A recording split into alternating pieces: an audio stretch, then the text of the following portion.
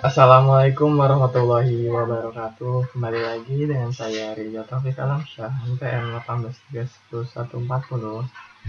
Di sini kembali lagi dengan saya di pertemuan 5, pertemuan terakhir saya. Baik, sekarang saya membahas otak dan media spinal segi. Di sini ada gambarnya, kalian bisa lihat ada nucleus dentatus. Nucleus dentatus ini di bagian sini nih, dan sini. Nah, di sini ada cortex cerebri, ada medulla cerebri. Kita lanjut. Mana ini? Kok nggak bisa turun lagi kebiasaan? Maaf ya. Nah, nggak bisa. Mencephalon dan glandula pinealis dilihat dari posterior superior. Di sisi dorsal trunkus encephalic terbentang mencephalon mulai dari diencephalon hingga pedunculus cerebralis. Velum medullaris superior dan fossa rhomboidea. Lamina tecti, lamina guadema merupakan gambaran khas sisi dorsal trunkus encephali ini. Ia tersusun atas colliculi superioris dan colliculi inferioris dan membentuk tactus mencephali di tiap sisi. Colliculi yang bersangkutan terhubung dengan diencephalon corpora geniculata mediale et laterale melalui berkas-berkas serabut branchia colliculi superior et inferior. Di bawah colliculi inferior servus stroncalis menjadi satu-satunya nervus cranius yang keluar dari trunkus encephali di sisi dorsal. Maaf ya, agak berisik emang.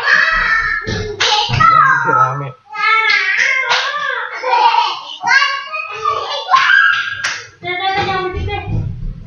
Kita lanjut. Di sini ada gambar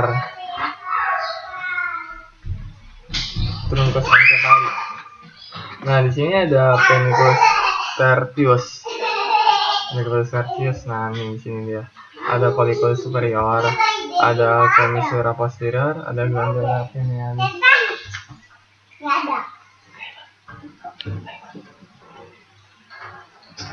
Kita lanjut. Nah, di trunkus encephali dilihat dari posterior superior.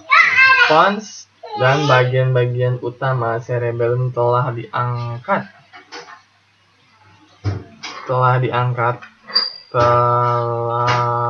Choroidea ventriculi quarti telah dipotong di bidang median dan dilipat di sisi kanan. Glandula pinealis melekat ke commissura posterior dan melekat di antara dua colliculi superior ventriculus. Tertius terletak di antara trunkus encephali mengandung pusat-pusat yang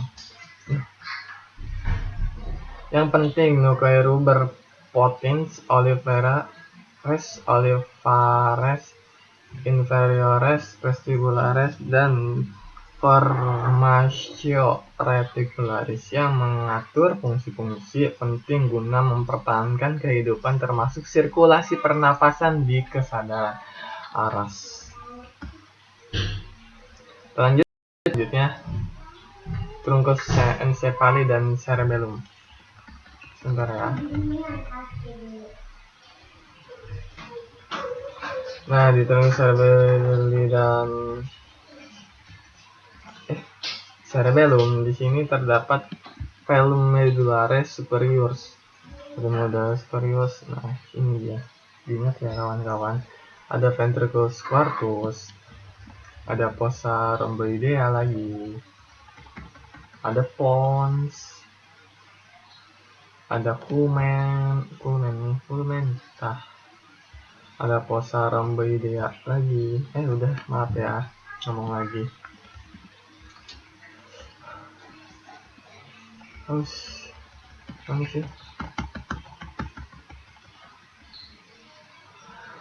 Nah, pada gambar yang tadi itu dilihat dari potongan median. Potongan median ini memperlihatkan suatu struktur khas yang dinamakan pohon kehidupan. Kenapa coba pohon kehidupan? Ada yang tahu? Kalau ada yang tahu komen di bawah dong pastinya. Terus arbor vitae, cerebellum yang tercipta oleh lekuk-lekuk pembesaran permukaan. Cortex cerebellaris yang khas fossa rhomboidea terletak di sisi anterior cerebellum dan menjadi lantai bagi ventriculus quartus. Trunkus encephalii beserta mesencephalon pons dan medula oblongata terletak di sisi anterior ventriculus quartus, dan lebih anterior lagi berjalanlah arteri basilaris bersama trunkus encephalii. Di potongan median velum medullare superius menjadi dinding rostal bagian ventriculi quartus, dan ia terentang mulai dari cerebellum hingga lamina tecti. Lamina quadragema, glandula pinea, dan corpus callosum terletak di sisi atas. Gambar selanjutnya. Nah, ini sampai sini namanya lobus cerebri anterior, yang bawahnya itu lobus cerebri posterior. Di lobus cerebri anterior ada lobus centralis dan linguna cerebelli. Terus ada lobulus quadrangulis anterior, vas anterior, dan visura prima. Nah, di bagian lobus cerebelli posterior ada apa aja? Ada lumen, ada deckleaf, ada tuber pernis, ada column pernis, ada lobus semilunaris superior, ada lobulus simplex, ada lobulus quadrangulis posterior. Lanjut, cerebellum ini dilihat dari posterior superior. Cerebellum membagi diri menjadi pernis dan cerebelli, dan dua hemisfer tuber pernis foli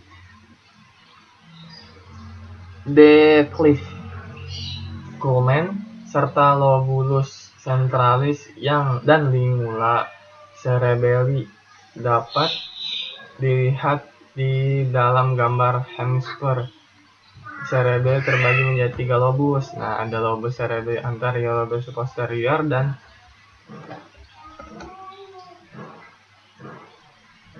mana ya tadi?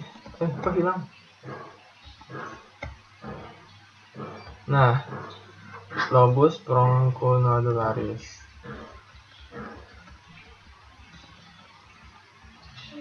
Nah, sini kalian bisa lihat ada cerebellum.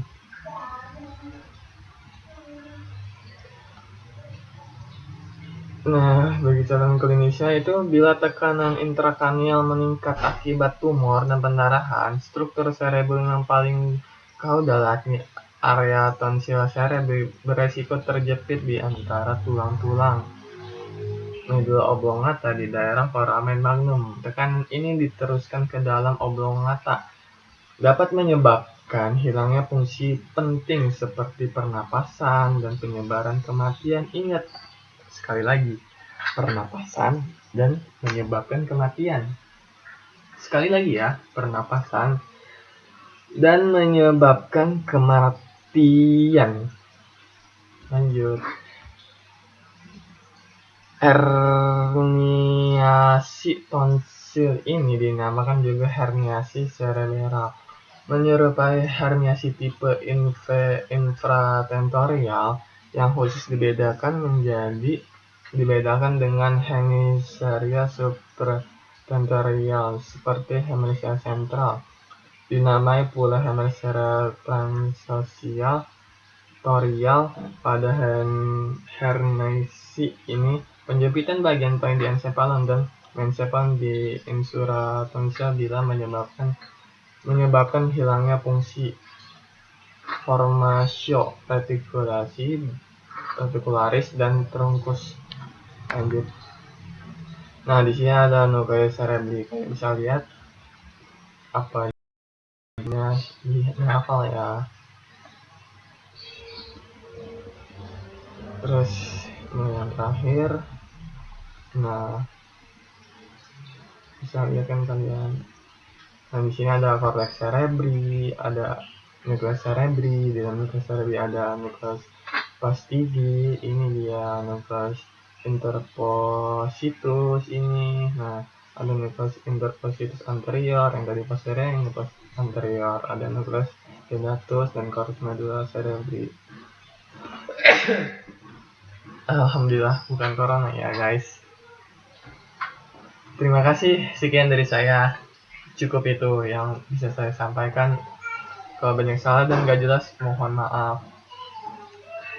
Stay safe di rumah ya, jangan sampai kena corona. Dadah, assalamualaikum warahmatullahi wabarakatuh.